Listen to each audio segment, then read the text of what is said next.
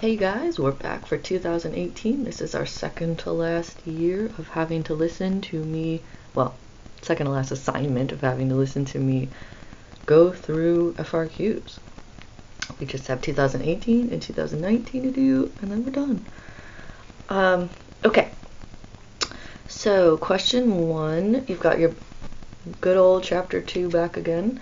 Identify and interpret in context the estimate of the intercept. So that means y-intercept. Hopefully you guys still have your paper or notes somewhere from chapter 2. This is the y-intercept. This is the slope. Okay, so identified the y-intercept at 72.95 and then interpret at 0 customers in line. We predict a wait time of 27.95 seconds. If you use the sentence from chapter 2, you should be totally fine. You get an E if you satisfy the following 3 components. Correctly identify 72.95 as the intercept. Communicates the concept of a y-intercept in context that uses both time and 0 customers. Uses something, the word predict for estimated. You get a P if you do 2 of the 3 of those components. Okay. Part B. R squared equals 73.33. Use this one. Don't use the adjusted one, please. S is standard deviation of the residuals, in case you forgot. It didn't ask us for that in this question. It just wanted to show you again. So, slope, y-intercept, standard deviation of the residuals, R squared. If you need R, take the square root of this. Okay. R squared is 73.33, so identified. 73.33% of the variability in wait time can be explained by a linear association with the number of customers in line. So there is your sentence for R squared. Correctly identify 73.33% as the coefficient of determination. Provides a correct, possibly generic interpretation of R squared, including context. Okay, you get a P for 2 of the 3. You can also get a P if you reverse the roles of customers in line and time to finish checkout. Okay, last piece for number 1. Correctly identifies the outlier. So the point near 350 is the outlier. Circled it here. Describes an unusual feature of the identified plot point. So examples include a combination of x and y value that is unusual. The value of y is much lower than would be expected or predicted. The residual for the point is unusually large relative to the other residuals. This is the one I like the best. The residual is large. Oh, well, you can tell from my answer. This point has a residual that is unusually large compared to the other points. Remember, residuals are the vertical lines that come off of the least squares regression line to each point to show how far off the line it is. Okay, that one wasn't too bad. Moving on to number 2. Oh, more practice with probability and conditional probability, your favorite. Okay.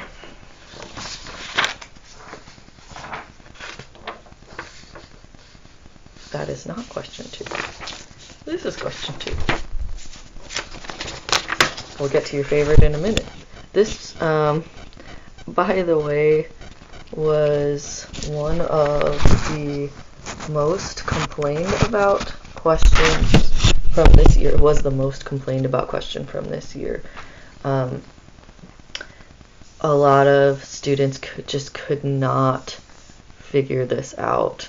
And so I want to remind you that the margin of error is critical value times standard deviation. So it's the part of the confidence interval that does not include the point estimate.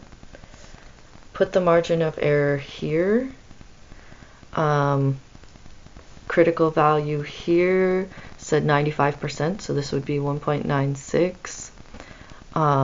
And then where does this 0.7 come from? It comes from finding the point estimate of the interval. So this is the center. So I found the average of those two numbers to get the 0.7. So I put that there, and then the margin of error would be the difference between one of the endpoints and the center. which would be that, and then solve for n.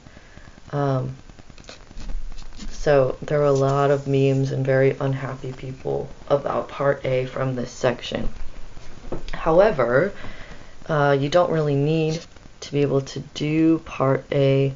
You don't really need to be able to have to do part A to get B and C completely correct. So that's nice. Anyway, moving on. So part A, you get an E if you use the standard error of this form. You show that the p hat is 0.7. Again, where did I get that? That is the middle of the interval, so I averaged the two numbers. Shows evidence that 0.116 was correctly used as the margin of error. How did I get that? I took the end point minus the middle to get how long it was to the ends. If it would help you guys out, I can draw you a little picture here. So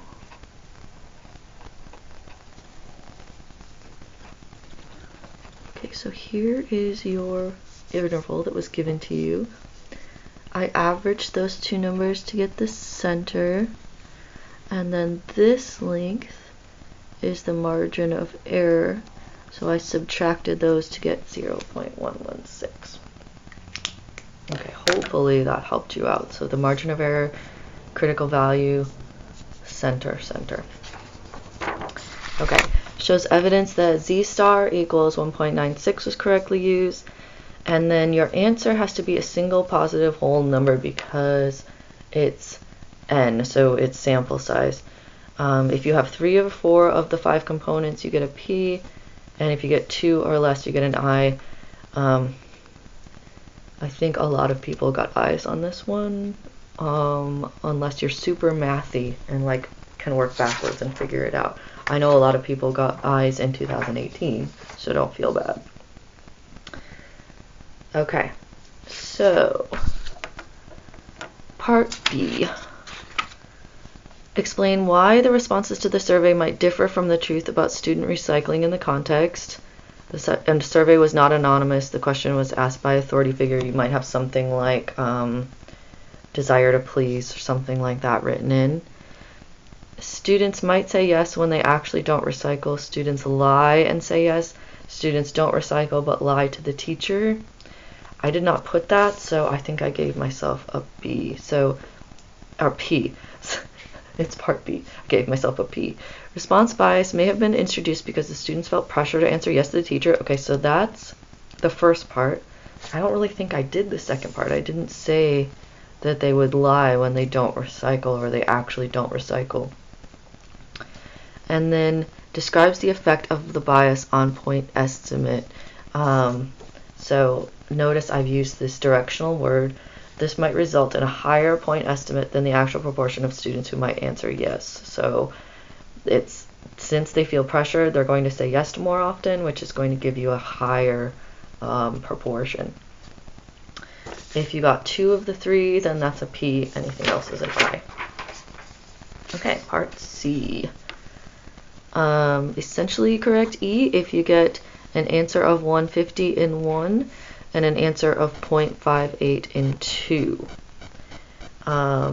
You get a P if you have a correct answer of 150 in 1 and 0.42 in 2, or 150 in, does not give an answer of 150, but then gives an correct answer of 0.58, you can get a P.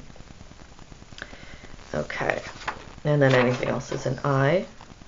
Okay, so I have 300 times 1/2 equals 150, and then 213 minus 150 equals 63 responded no, so 87 responded yes, which is 0.58.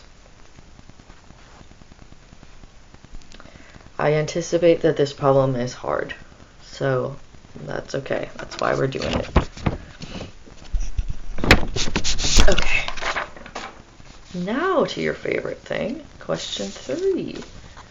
So I have a tree diagram. Again, you guys can do a table if you prefer. Part A is scored as follows. E, if you have the correct probability and work is shown that uses a formula and results from a tree diagram or some other appropriate strategy. I've already written a table there. So here is my tree diagram, there is my addition, and my final answer. Hopefully this one's a little better after the 2017. Okay, if you have a reasonable strategy but uses one or more wrong numbers in it, you get a P. Or if you have the correct answer but not enough work, you get a P. Okay, part B. E, if you have the probability computed correctly with work shown that includes the appropriate numerical values for both the numerator and denominator. So, correct from this and this. That is an E, that you have both the correct numerator, correct denominator, correct answer. Okay, if you have one of the numerator and denominator incorrect, then you get a P. Appropriate values include incorrectly calculated values from part A. So what that means, and again we've kind of talked about this, but if you got this number wrong up here but you use it here correctly, it's still an E. If you do this part wrong but use this correctly, it's still an E. Okay, part C, last part for this, uses a calculation based on binomial distribution. Okay, so you have somewhere indicated binomial. Specifies appropriate values for N and P. Okay, so I have N and P labeled. Uses the correct endpoint value for the probability, so that's here. This is the 3. Uses correct direction, so greater than or equal to, so then that's flipped. And correctly calculates a binomial probability consistent with the previous work. If you have component 1 and only 2 or 3 of the other 4, then you can get a P. Or if you have 2, 3, 4, and 5, but you don't specifically say it's a binomial, you can get a P. This I wanted to bring up, really interesting. I even made a really ugly exclamation point out of highlighter. If your answers are not between 0 and 1, then they will lower your score by 1 level. That means that you're not paying attention to the fact that these are probabilities and they can't be overrun. So please be on the lookout for that. So I have my greater than or equal to 3, which means that I have to do 1 minus and lowering this by 1. So they gave you the hardest one, of course. Okay, question 4. My question 4A is really crammed into the top of this page. So, okay. Section 1 is scored as follows. You get an E if you say that it is reasonable to make a causal conclusion, so cause and effect. Justifies that based on the words random assignment, and includes context. Okay, so here's my take. Yes, a statistically significant result would allow the medical center to conclude that the new procedure causes a reduction in recovery time because it was randomly assigned. Random assignment allows conclusion of cause and effect. Okay, so just to note, random assignment allows cause and effect. Random selection allows for generalizing something to the population. So random assignment, which is an experiment, is cause and effect. Random selection, which is an observational study like a survey or something, allows you to generalize to the population, so make some kind of decision about the population. Okay, you get a P if you say yes. However, you have a weak justification by stating there was random assignment but with no context. These are strange, and so I don't think that you guys would have done that, but okay. Now, section 2, We've all got this. Everyone in the whole class has got this. This is an independent 2-sample mean t-test. Okay, section 2 correctly identifies parameters. Hypotheses imply equality in the null and correct direction in the alternative. So that means that you have greater than if you have standard minus new, or you have less than if you have new minus standard. Correct test is identified by name or formula. So here's my formula. So I have identified that. Correct test statistic for difference in means is calculated. So that means the 7.13 is correct. Okay, so section 2 is kind of strange. It's parameters, hypotheses, showing the formula for the correct test, so meaning that you're doing a difference of 2 independent samples mean test, and then the 7.13 for T. You get a P if you have 2 or 3 of the 4 components. Okay. Section 3, you get an E if you have the correct p-value, you have justified the conclusion based on the size of the p-value or the test statistic, so that means greater than or less than alpha here, and you correctly state your conclusion in context. You get a P if you only have 2 out of 3 of those. Okay, so if you follow our usual conclusion, you should get an E just fine. So section 3 is including this, and then the conclusion. Notice this one did not talk about conditions at all. That doesn't mean that some of you out there that have just been putting assume conditions are met. Don't do that, please. Do the conditions. You don't know which ones they're going to grade the conditions and which ones they're not, so you need to do it. Okay, last problem, number 5.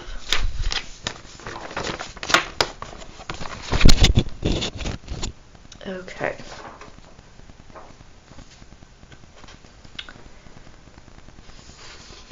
Now, I don't know about my answer for A.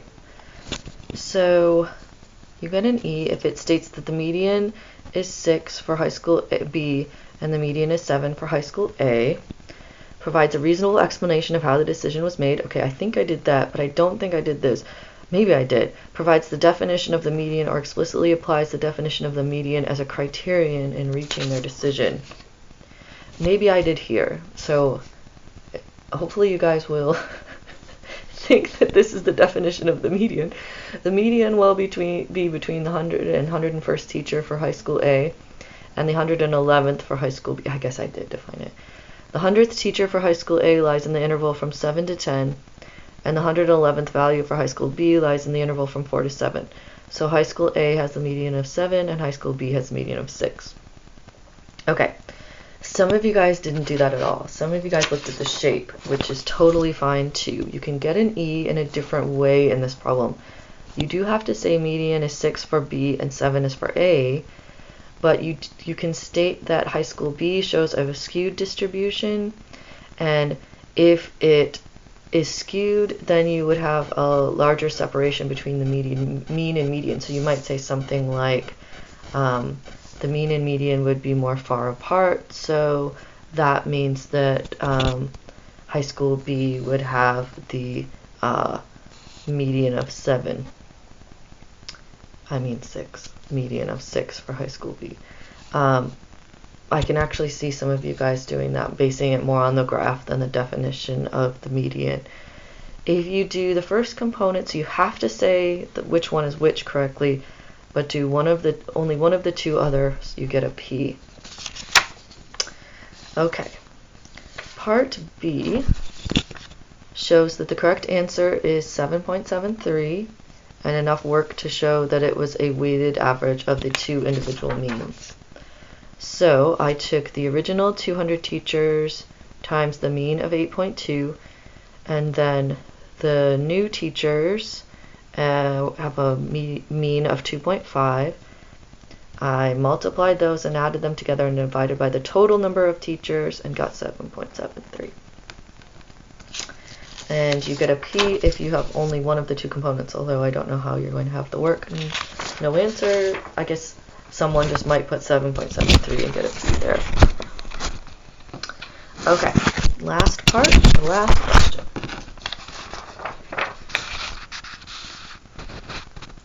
You get an E for the last question if you have the appropriate interval 1 to 15.4, or you could say 1 to 15 years, because you might think that that's discrete. You can't have a decimal. Correctly sums the amount of data values in the numerator based on the intervals provided, computes the probability using 221 as the denominator. Okay, so I have my interval 1 to 15.4. I have the heights of the bars from 1 to 16 added up, and I used 2.21. So you could do 1 to 15, well, 1 to 15 isn't 16, so if the heights of the bars are estimated, so everyone might have a little bit of a different answer here, but they wanted to make sure you use 221 in the denominator for a final answer. If you have two of the three components, you get a P, or if you just write 0.8552 without any supporting work, I have 8522. Remember, these are estimates, so just something close to these for the heights of the bars. Okay, you guys, that's it for 2018. We only have one more of these to do, 2019, and then we will be done with scoring these, and besides crazy videos and whatnot. I'll talk to you guys soon. Bye.